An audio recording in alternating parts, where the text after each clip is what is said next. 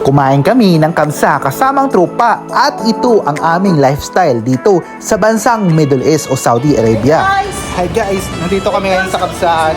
So yun, kabsa tayo, tara. Kabsa.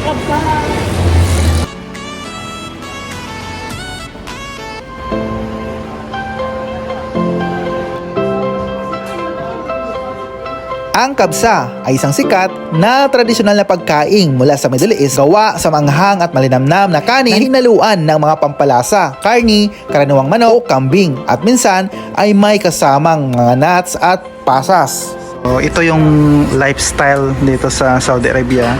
Yung dawi magkain ng kabsa, yun. So, Ganito kami. ganito sila. Ganito guys, no? Ito yung tinatawag na Georgier. Ayan. So, kainan na. Pinas, masarap.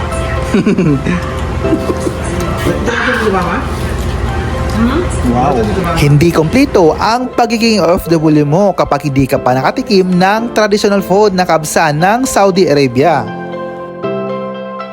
Ang kabsa ay traditional na Saudi dish na gawa sa kanin, karni at pampalasa mula sa simpleng pagkain ng mga nomads. Ngayon, simbolo na ng Saudi hospitality at paboritong putahe sa buong Middle East. Ang nomad ay isang tao o grupo ng tao na hindi permanenteng naninirahan sa isang lugar.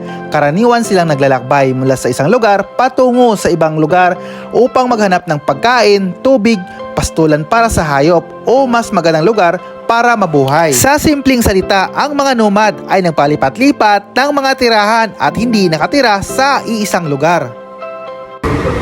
So yun ang natira, ubos na.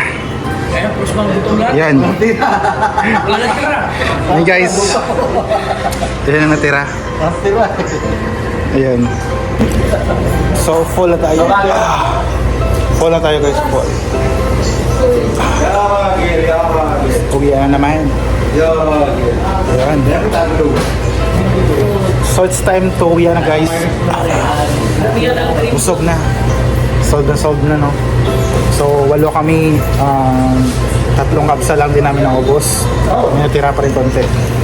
Medyo nagsawa na kasi lagi kabsa. Pero kung bago ka lang dito, medyo natatakam ka talaga kumain ng kabsa na yan.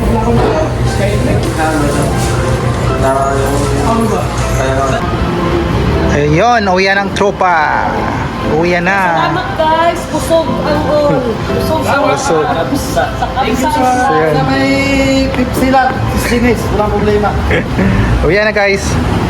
So, uwian na. Bye, good night. Good night. Good night. Dito tayo ngayon sa Alcon Street. So, uwian na tayo guys.